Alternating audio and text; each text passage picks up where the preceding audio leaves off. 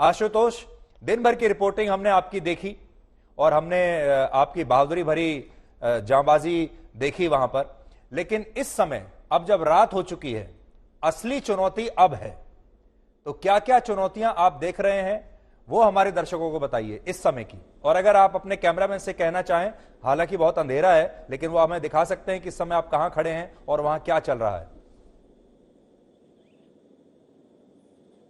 दरअसल सुधीर, रात में अगर बात करनी हो तो कैमरे के ऊपर माउंट लाइट लगानी पड़ती है और बाहर इतनी तेज बारिश हो रही है कि ये सब इक्विपमेंट लगा के बाहर अगर सेट करें तो लगभग 5 से 6 सेकंड में सब धराशायी हो जाएगा। तो चूंकि वो तस्वीरें हम दिखा सके इसलिए हम एक शेल्टर, ये दरअसल एक बस स्टैंड है यहाँ का मांडवी का। सबसे पहले इन्हीं तस्वीरों से शुरू करते हैं कि ज्यादातर लोग लो लाइन इलाकों में चले गए, लेकिन कुछ कर्मचारी हैं, कुछ इक्का दुक्का लोग हैं, उन्हें कम से कम जिन्हें जहां सहारा मिल गया है, देखिए बाबा यहाँ पर दिखाई दे रहे हैं, वो ये शायद बाहर के लोग यहीं रुक गए हैं। हालांकि चूंकि यातायात भी इस समय फिलहाल ठप है तो इक्का दुक्का लोग आपको यहां दिखाई पड़ेंगे। निचले इलाकों से उन्हें ले जाया गया है।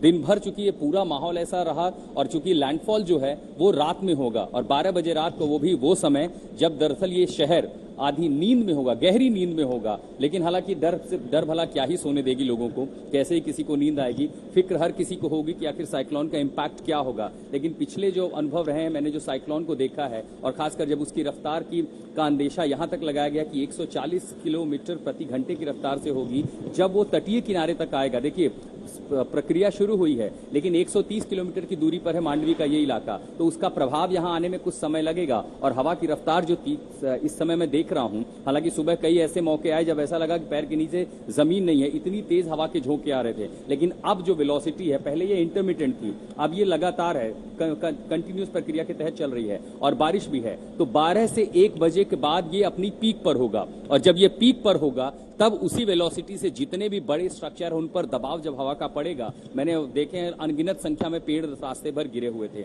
अब ये अपने साथ बिजली के खंभों को, कम्युनिकेशन टावर जो है उन सबको धराशायी करेंगे। साथ ही जो ग्रामीण इलाके हैं, तट के किनारे जो कच्चे मकान हैं, जो टेंट के बने हुए हैं, मेटल शीट के बने हुए हैं, ये सब तिनके की तरह उड़ जाएंगे। तो कई लोगों को ये यकीन नहीं होगा, वो इसी डर में सहमे हुए सोएंगे कि सुबह जब वो उठेंगे या अगले 24 घंटे बाद जब अपने आशियानों के पास जाएंगे तो वहां उन्हें घर के नाम पर क्या कुछ देखने को मिलेगा।